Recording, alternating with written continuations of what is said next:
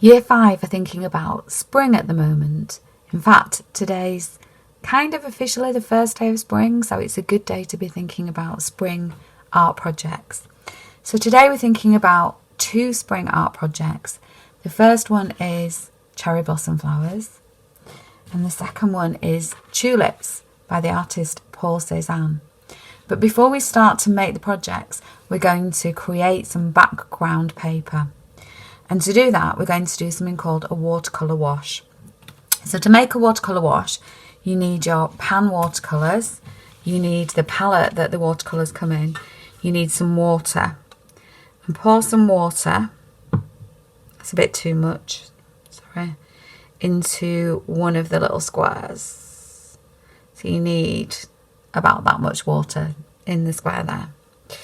And then you're going to choose the colour that you want for your background. And good colours to use for spring projects are blue, possibly the magenta, or this yellow ochre colour, or even the bright yellow. Look quite good. And green as well, as long as you make it quite pale so it doesn't overtake the background. So any of those will be okay. For this first one, I'm going to do blue. So I'm going to take some blue paint, quite a lot, and mix it in to my water. I need to go in at least 5 times with quite a thick brush, so I get plenty of paint on my brush. I'm going to try that on my messy mat. No, I think it needs to be a little darker still. I think that'll be okay.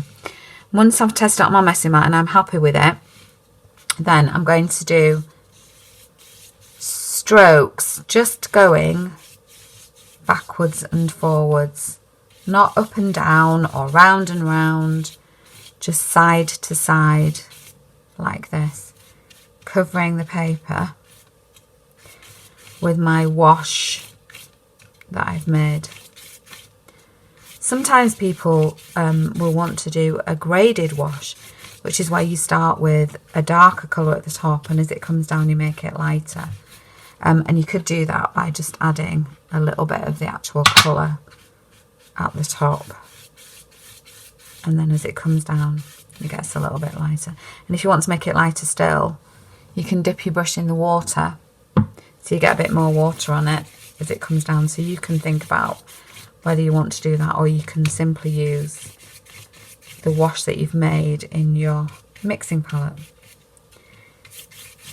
You can get right to the bottom.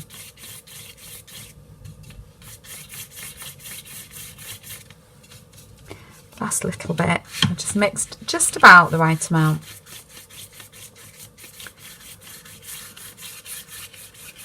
And then I want to try something to create an interesting background, because I'm looking at the Paul Cézanne picture and he's got this interesting background, and I think one of the ways to do it would be to use some tissue paper scrunched up and then dab it over the top of the watercolour wash that you've done, and that creates an interesting texture. Okay, so that's the first one that we've done. The second one, I'm going to make a yellow wash. So I'll do the same thing. I'll pour some water into there, and again, I've got a little bit too much. Take it out. Get my brush, and this time I'm going to use this yellow ochre.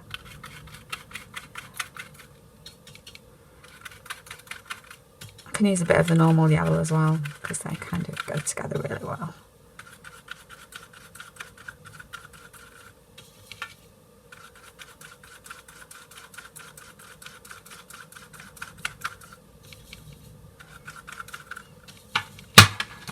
That's okay. And do the same thing starting at the top. Just go all the way along to the bottom. Just side to side. It doesn't take long to do this at all. You just need to work quickly. You don't want the background to dominate the picture. You just want it to be subtle, so that when you put your tulips or your cherry blossom on the top, it's the cherry blossom and the tulips that stand out. But it's better than just doing it on plain white paper. This is what artists, they sometimes call it taking out the white. So I've run out of wash, but it doesn't matter because I'll just put my brush in the water and just mix across. Made sure that everywhere's covered. And this time I'm going to try a different trick. I'm going to put some cling film over the top and push it down to give it an interesting texture. And that's the effect that that one has. So I'm just going to put that aside to dry for a minute, and then we'll get on to the next part of the project. This one's only been drying for a few minutes and it's already ready to go. So I'm going to have a go at using brown watercolour paint to create the branch for my cherry blossom. This is a Japanese cherry blossom painting. It's very important in Japan. They celebrate the cherry blossom. It's a very important festival about the coming of spring and new life. So we're going to try and create an interesting cherry blossom picture in the style of the Japanese artists. So you can see how the branches are like this, just broken up, and then the flowers going on the end of it. So I'm going to start by creating the branch. So we're going to use this brown paint. I'm using a flat brush, 3, 4, 5, 6, 7, 8, 9, 10, and make sure that you get plenty of paint on your brush. And the good thing about a flat brush is that you can make it fat or you can make it thin by turning it sideways. So the first part of the branch starts off quite thickly, and start at the end of your paper. And then as you come along, when you want to make a smaller branch, turn your paintbrush sideways and it goes that way. Come along a bit more, go down sideways. And how to use a thinner brush for the last bits. But you can get most of the branches in using this.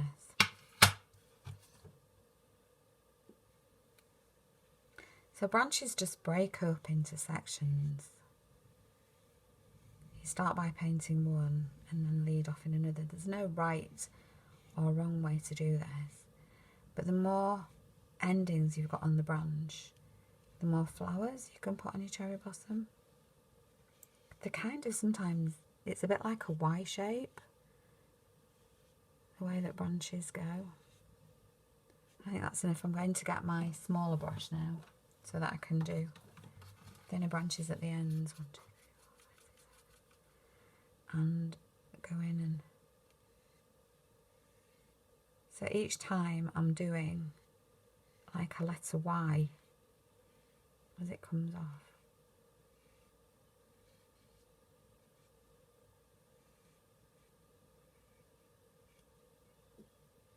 Let me join that together. So have a look and see when you're happy with your branch that you've done. You might want to go back over it. And I'm going to this time mix a little bit of black in with the brown just to make the colour a little bit stronger. Because if you look at this cherry blossom picture, the branch is really quite dark. I'm just going to go back in and go over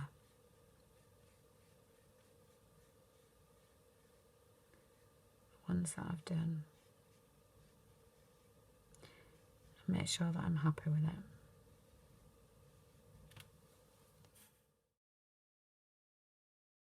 Now it's time to start adding the blossoms onto the end of the branches. There's lots and lots of blossoms on here. And what we're going to use for this is acrylic paint. So we have got some magenta, some red and some white. We're going to not mix them together, but use our paintbrush to double dip. So to dip in the white and then dip in the red to create the different blossoms. I'm going to start with the white, dip it into a little bit of red, and I'll start down here. And cherry blossoms have got 5 petals. So you want to get like kind of roundish, like that.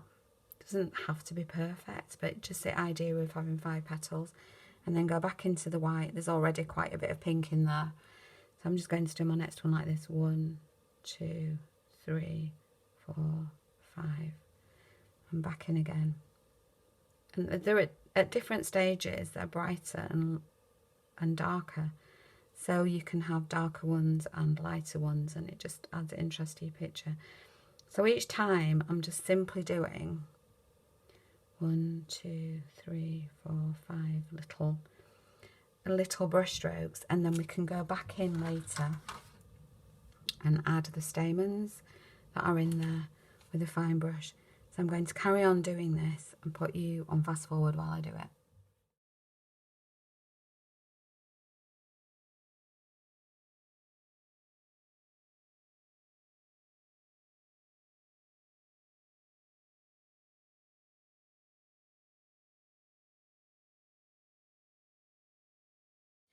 So now I've got virtually all my flowers painted onto my cherry tree branch.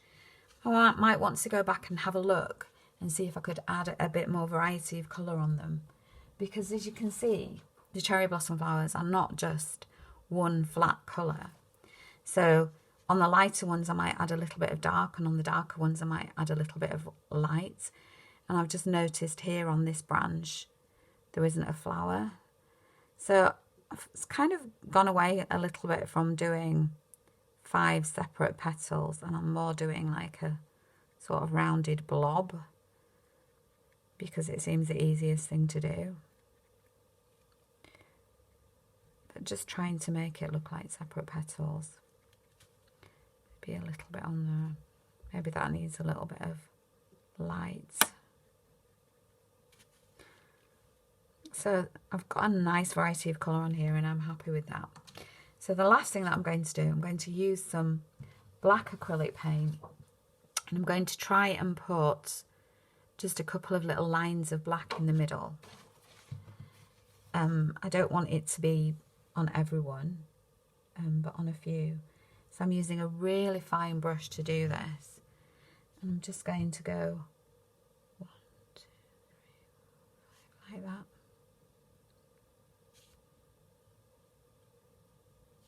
It's a little bit fiddly. You can still do it when your paint's wet. It just sort of blends in a bit more. I'm just going to carry on with this and put you on fast forward.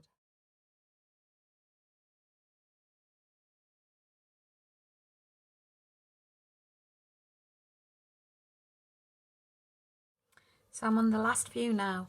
If your brush gets clogged up with paint, the line you do will be too thick. So if your brush starts to get clogged up, just clean it off on your messy mat and start again. And the petals that seem to be sideways, you might not need to do 5. Might only need to do 3, because you wouldn't necessarily see every bit of the centre of the flower. But on the ones that you can see the whole flower, I'm doing like 5 little lines. It has to be delicate though. If you put big clumpy lines on, it will spoil your cherry blossom. So I think that's it for me. I've just got one more there. 1, 2, 3, 4, 5.